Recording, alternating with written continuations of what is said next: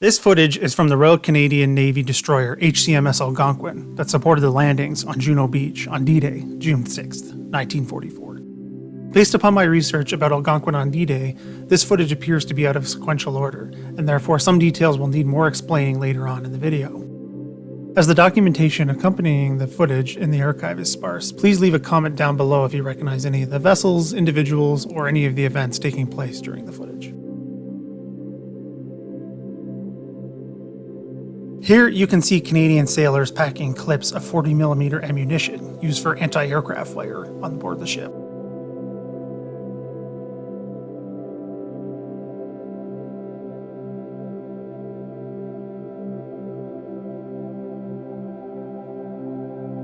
A journey across the channel, Algonquin was protecting the convoy that was going to attack the Norman coast from any possible German attacks from destroyers or E-boats.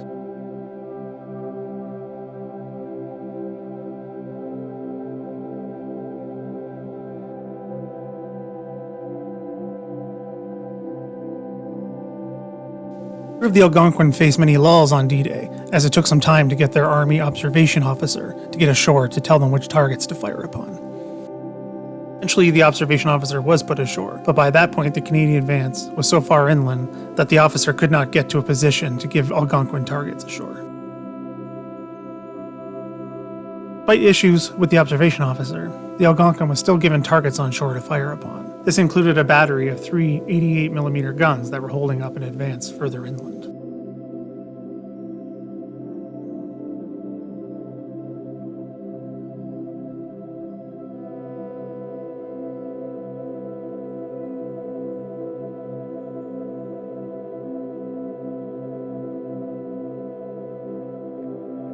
Several wounded were brought aboard Algonquin during D-Day. Unfortunately, several of them died, and you can see one of them being sewn into a shroud here for burial at sea. This incident will be covered with more detail later on in the video.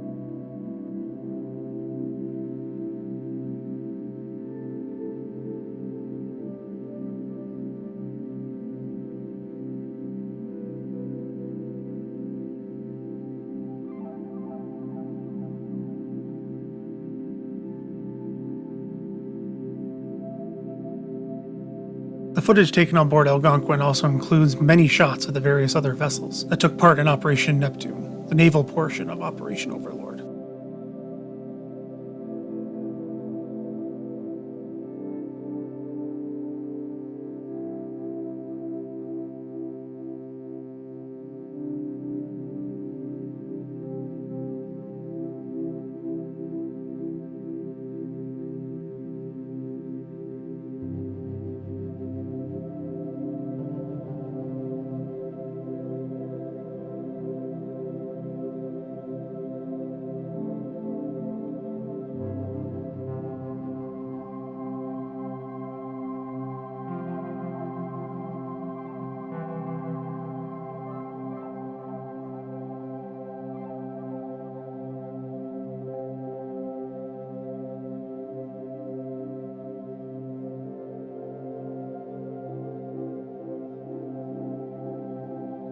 Here you can see some of Algonquin's 4.7-inch guns firing on the German defenses on the Normandy coast. The Algonquin was tasked with taking out 2 75mm guns, and once those guns were silenced, the Algonquin turned its attention to several of the houses along the beach, which were feared to hold snipers.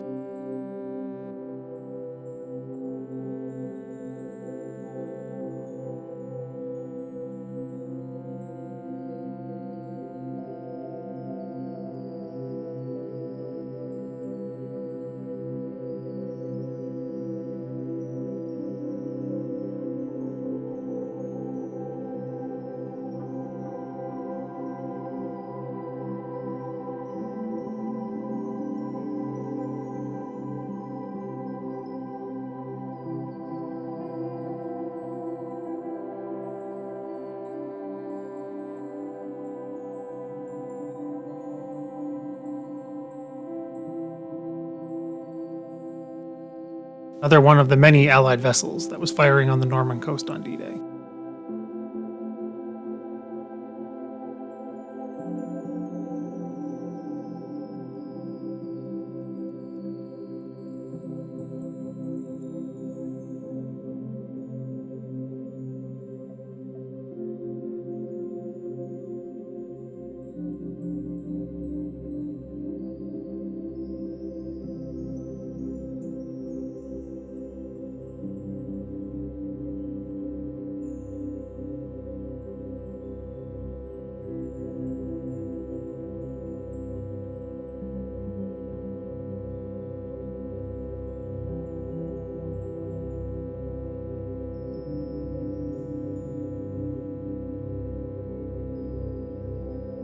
As recounted in the personal diary of Algonquin's commander, Desmond Piers, the Algonquin took on wounded from the Royal Marine Commandos, whose landing craft had been hit by a mortar as soon as they hit the shoreline.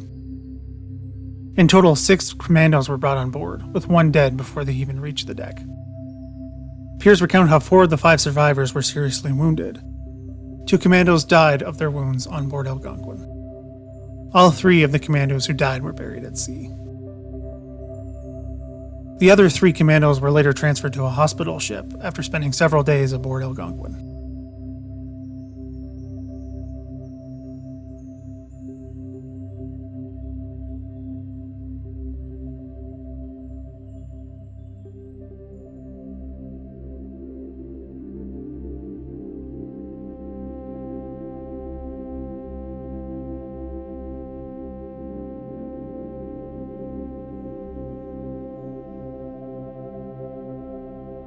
Here you can see landing craft Infantry, large, 299.